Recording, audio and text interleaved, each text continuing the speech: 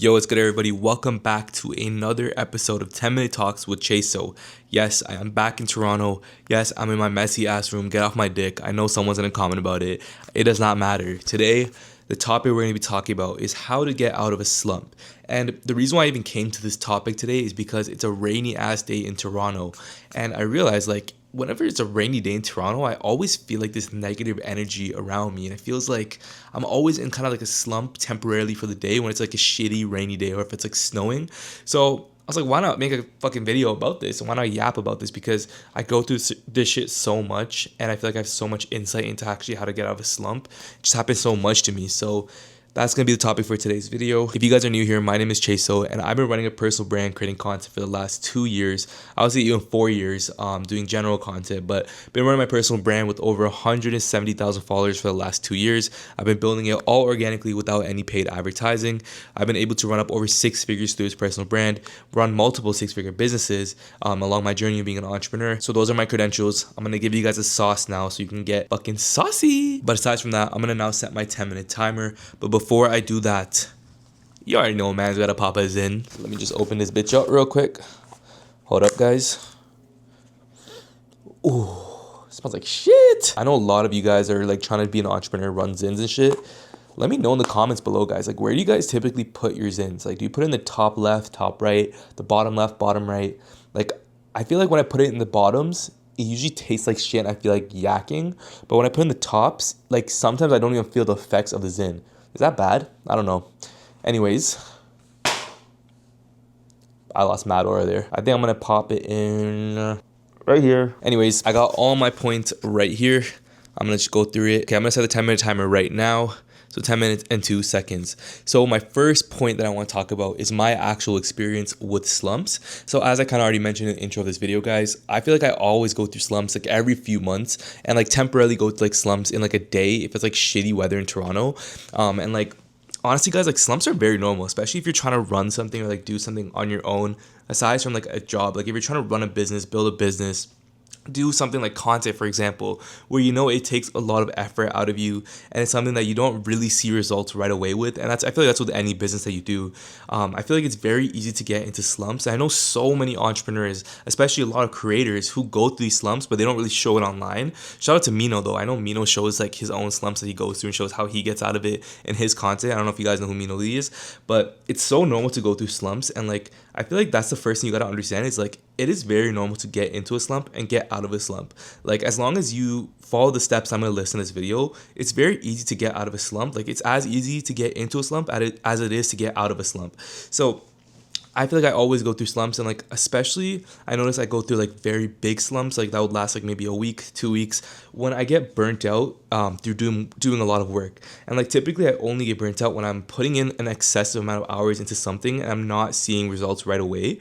And like I feel like being a creator, it's very easy to get burnt out very quickly, which is why I feel like a lot of people don't even do content, is because it takes a lot out of you, especially now in like 2025 with the amount of people that are doing content. It just takes so much out of you to actually create the content, to edit the content, script it, record it. Like there's so much to process that it just takes so much out of you. And like when you don't see those results right away, you don't see the videos getting views, they don't go viral, it just becomes something that you feel like you're just doing and like for kind of for no reason. And like from doing content for over 2 years, I've realized like very early on that with content, it's like consistent sometimes and it's inconsistent sometimes. So you got to just kind of have that in mind, be open to that idea that there's going to be highs and lows with whatever business it is that you're doing, especially content creation. And as long as you can accept that there's going to be these highs and lows and you just push through no matter what and you're disciplined and stay consistent with it no matter what, eventually you will see results with it. So it's kind of like a quick answer to that problem where whenever I get burnt out, kind of how I deal with it from like 2 years of being a content creator. But the first point to actually getting out of a slump is to acknowledge it without judging, right? So I feel like a lot of times what gets people into like a deeper slump than what it has to be is when you realize you're in a slump and you realize, oh, I haven't really put in so much work these last like 2 weeks. Maybe I've been in bed all day just doom scrolling. Maybe I've been watching content on YouTube, just like consuming and not really creating. And it's fine if you do that. If you go through a slump and you're in that, like it's fine. But as long as you can acknowledge that and not hate on yourself for being in that position, you will eventually get out of it, right? So you got to first acknowledge it without judging, and understand that you want to get out of this, and you're going to do what it takes to get out of this. So that's the first point. You got to acknowledge without judgment. The second point is to set new, reasonable, actionable goals for yourself. And the reason why we set reasonable goals or like actionable goals for ourselves, and like I would even say don't set insanely crazy goals, but set like reasonable goals for yourself, is because when you hit these little, so I would say like small wins, these little achievements, it kind of, I don't know what it is, but it does something to your brain. It's like dopamine, where you feel like you're slowly getting out of it with every small win and every small goal that you hit. And it could be as small as literally like getting out of your bed, making your bed in the morning, or like it could be as small as like going for a walk outside. Right, so I recommend to you to set very small, reasonable, actionable goals that you know you can hit as long as you just do it. And just progressively increase those goals and make them bigger, bigger, bigger as you kind of go through the process of hitting those goals. And that's like one of the key things that you got to do, especially when you are in a slump, to set those actionable goals to kind of get yourself out of it. So I would say like set baby step goals, I guess you can call it. I don't know, I'm just making up names at this point. But set baby step goals for yourself. Don't rush through it. Like take as long as you need to with those goals, and just make sure you hit them. Because as long as you can hit those small goals, you will progressively and as long as you hit those small goals and progressively increase it, you will eventually get out of that slump. So that's like the first main thing that you got to do. And I also realized too, a lot of times when people set goals, they always want to go from like 0 to 100 real quick, which just makes no sense. Like, why would you set a crazy big goal for yourself when you're not even hitting the first baby step goals? You know what I'm saying? It just really makes no sense. So it's important that you set small goals, work your way out of it, progressively increase those goals on a weekly basis. And eventually, like a month of doing that, in like a month, you'll be like 100 times in a better place than you were a month before that. You know, so it's important that you set those those small goals, work your way up instead of just going from 0 to 100 right away. My next point is to build a simple routine to follow on a day-to-day basis. And it's kind of adds to my previous point as well, where you set these baby goals. I would say like structure your day in a way where you have a set time when you wake up, you have a set time where you sleep, and in between those hours from when you wake up to when you sleep, you have certain tasks that you need to do that are like non-negotiables. So for example, some things that you could do in your routine that I recommend that always help me get out of a slump.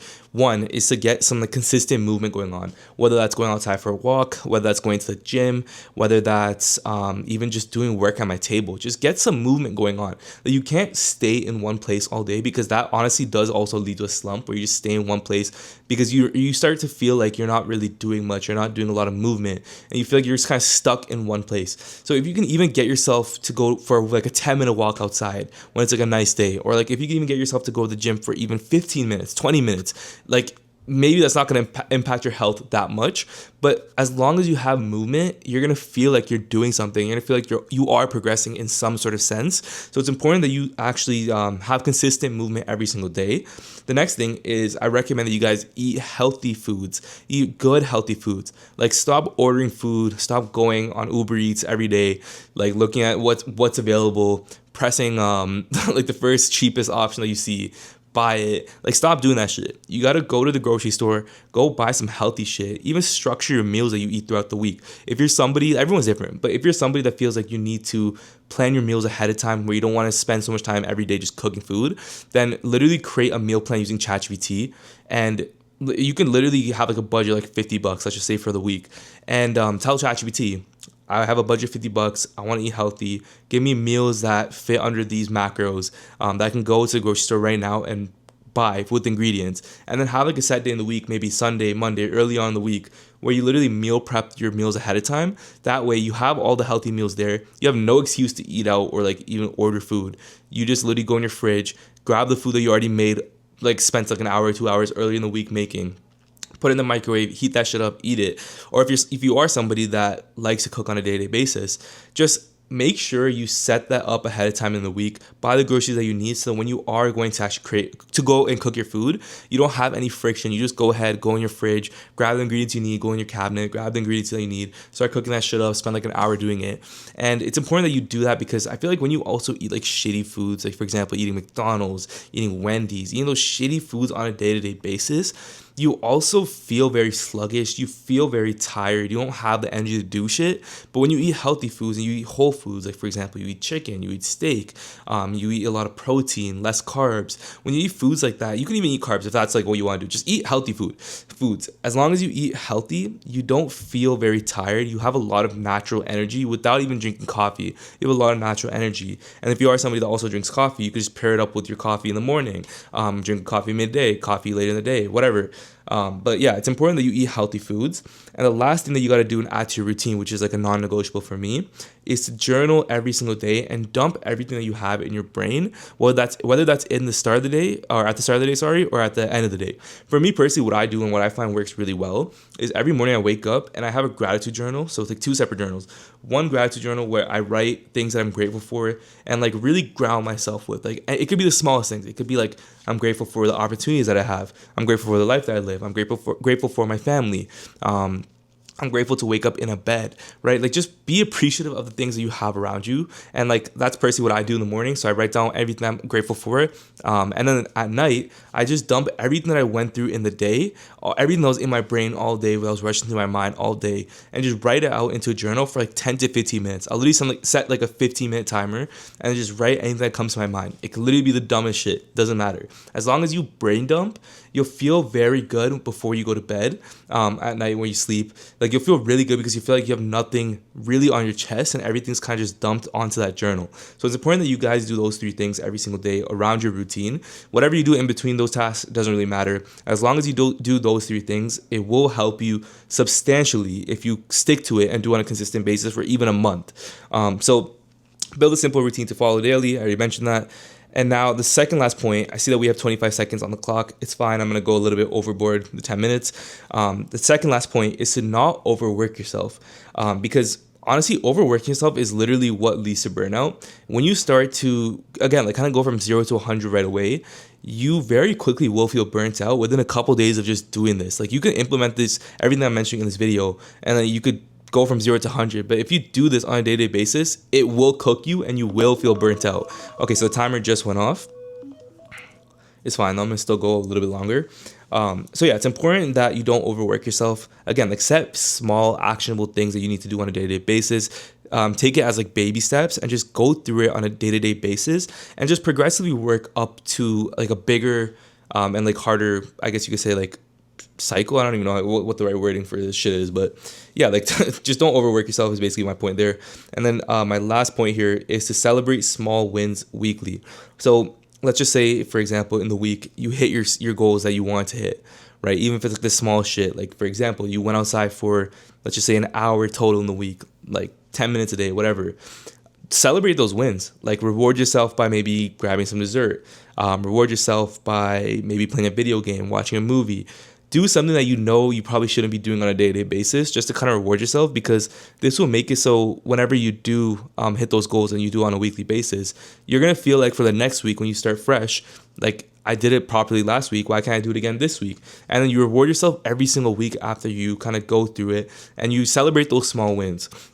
So I would say that's like the main points on how to actually get out of a slump. And that's kind of what I do every time that I'm in a slump to kind of get out of it. Honestly, like I don't think I went too overboard on the time right here. Not too bad. But yeah, that's pretty much all for this video, guys. If you did enjoy today's video, please drop a like, please drop a subscribe. Let me know in the comments below what else you guys want me to talk about for the next video. I'm going to try to get consistent with this because I realize I have not been consistent with these daily yap videos. Can't even really call it daily yap videos because I haven't even been yapping daily. It's been like almost one every week, which is terrible. But I'm going to try to get consistent with it. If you guys have any suggestions for the next idea you want me to talk about for maybe tomorrow or the day after, let me know in the comments. I will start cooking up on those. But aside from that, guys, I hope you enjoyed today's video, and I will catch you guys in the next one.